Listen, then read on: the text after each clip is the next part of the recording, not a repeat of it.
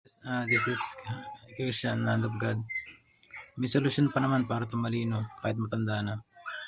Wag naman yung 3 hinga na lang kukunin na ni Lord. Wag naman ganun. Yung may mga nalalabi pang oras para mabago yung pamumuhay nila sa buhay nila. Para yung angkan nila hindi naman maging burdagol ng kalabasan. Ayan. May paraan pa naman, di ba? Ang gatas kasi nakapagpatalino ng neuron. Yan ang gatas. Pwede kayong gumamit ng gatas na Bear Brand, ganun. Or basta something na gatas yung Palak, ganun. Basta parang ganun. Basta yung gatas na pambata. Pero wag naman yung pambata ang pangsanggol yung inumin niya. Bataan na. Magiging sanggol yung utak niyo doon. Yung ininom niya, taan na. Mag-aaway yung memorya niya. Tsaka yung pagkakaroon pa lang ng memorya. Sabihin pa ng isip mo, may memorya ka na. Hindi, wala pa. Di ba? Mag-aaway yun. Basta yung Nido, yung mga ganun. Nido, ganun.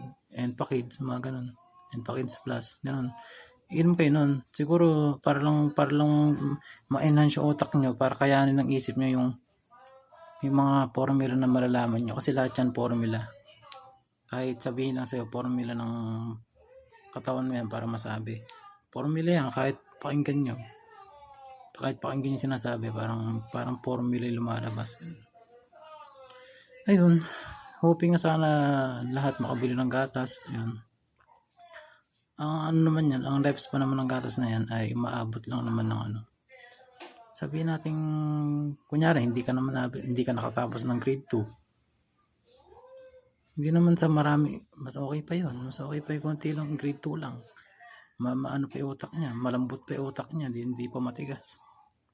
Malambot pa yung utak nun, siguro pwede rin nido dun. Mga sabihin natin mga 3 taon, okay na yun. Yung mga 25 to 30 years old, 25 to 47, 40 years old.